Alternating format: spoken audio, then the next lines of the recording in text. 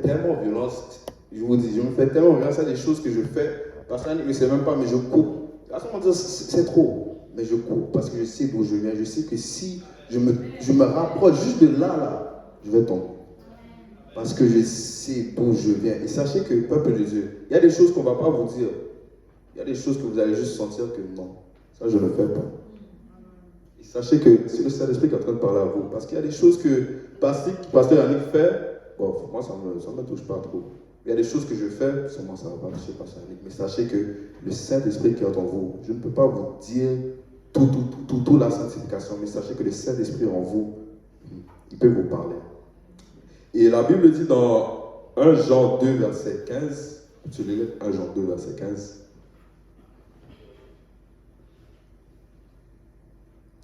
N'aimez point le monde, ni les choses qui sont dans le monde. Si quelqu'un aime le monde, l'amour du Père n'est point en lui. Amen. N'aimez pas le monde, c'est-à-dire n'aimez pas les choses du monde, c'est-à-dire les bars, les clubs, d'autres choses.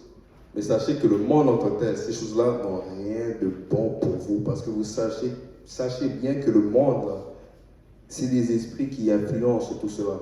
Puis, celui-là qui est le roi de toutes ces choses-là, c'est le diable.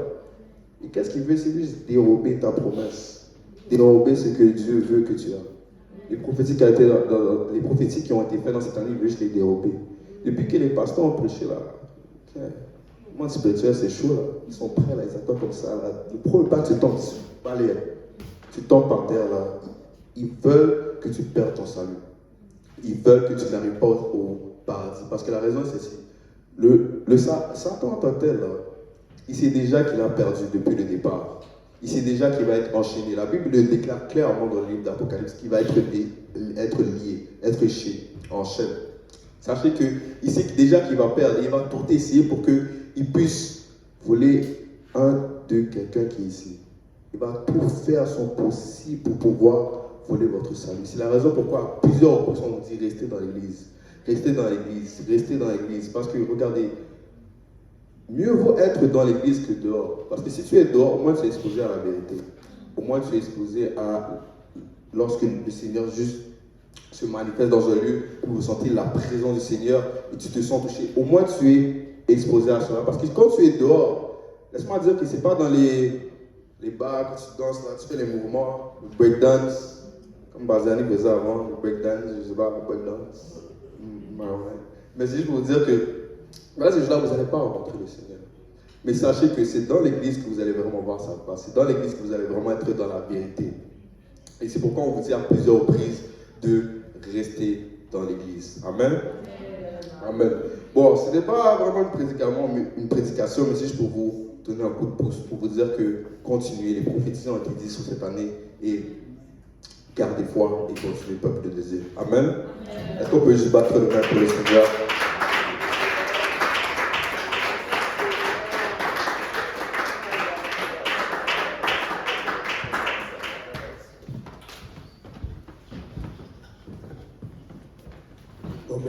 C'était le pasteur, c'est plus qui devait conclure, mais je pense qu'il est sorti.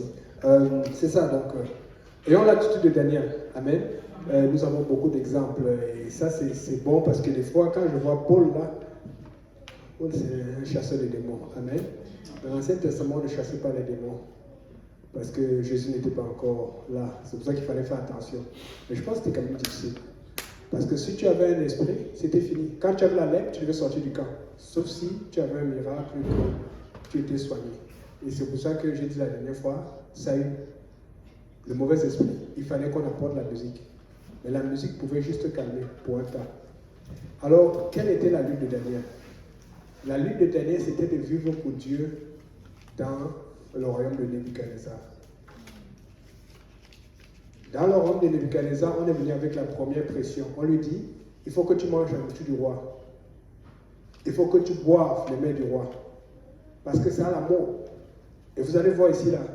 Tu vas aller en vacances, tu veux te promener, tu vas aller à la fête, il faut boire l'alcool. Tu veux faire cela, il faut boire telle chose. Tu veux faire telle chose, il faut... Tu veux manger, il faut manger ça, alors qu'il y a la nourriture santé. Après, ça t'affecte. Amen. Or, Daniel, lui, n'a pas fait cela. Lui, il s'est tenu. Mais à chaque fois, il a failli mourir. À chaque fois, il a failli avoir des problèmes. Jusqu'à la fosse au lion. Parce qu'il s'est tenu pour Dieu. Et comme on va souvent dire, mais Seigneur, pourquoi si tu étais là, pourquoi tu m'as permis d'entrer dans la fosse? Parce que qu'est-ce qui va, honnêtement, qu'est-ce qui va donner gloire à Dieu si tu n'es pas proche là, que le lion ne te griffe, après Dieu vient t'arriver là? C'est ça qui donne gloire à Dieu. Mais chaque fois tu dis, Seigneur, utilise-moi. Tu chantes même ça. Seigneur, si tu peux utiliser, utilise-moi, utilise-moi. Maintenant, Dieu veut t'utiliser. Oh Seigneur, ça c'est quoi ça? C'est pas ce qu'on demande à Dieu. En fait, si tu veux que Dieu t'utilise, c'est toi qui dois avoir confiance en lui. C'est pour ça qu'on dit, mets-toi en règle avec Dieu. Et quand Dieu te fait traverser le pauvre, moi c'est ce que j'ai fait. Je parlais au pasteur Kaouz tout le temps. Quand ça n'allait pas, il y avait le pasteur Seïd. Ce sont eux qui m'ont aidé. Et aujourd'hui, quand je vois le pasteur Kaouz, c'est toujours à l'église pour des services. Je me rappelle que la dernière fois, je suis parti le voir pour me parler un peu moins spirituel. Quand je vais le voir, c'est pour lui parler des voyages, comment on va faire, quel est le ministère, comment on va s'arranger. Parce qu'il faut être en accord avec l'église pour faire les choses comme il faut. Maintenant, je suis là pour supporter Vendry. C'est ce qu'on a fait. Daniel a suivi les lois d'Israël. Quand il a été déporté, il avait déjà ça dans son cœur. Il était assez formé. Si vous faites la même chose, ça va fonctionner. Et on va pouvoir faire, comme il a dit, tout le monde va être impliqué dans le ministère. Amen. Donc le frère Simplice va pouvoir venir conclure. Supposé.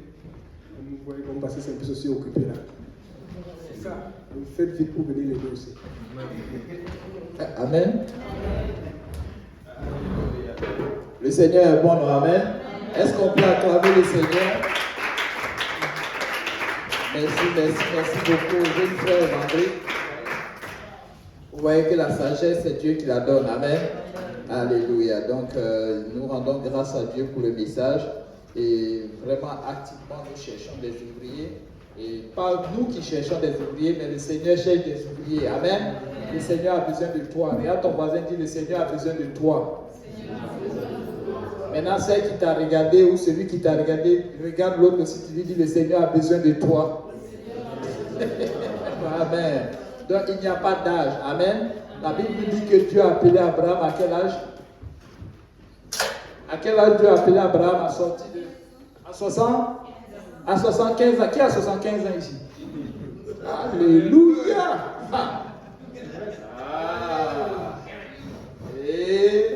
Et Abraham a fait quoi? Il a obéi. Moïse est allé chercher son peuple à quel âge? 80 ans, oui.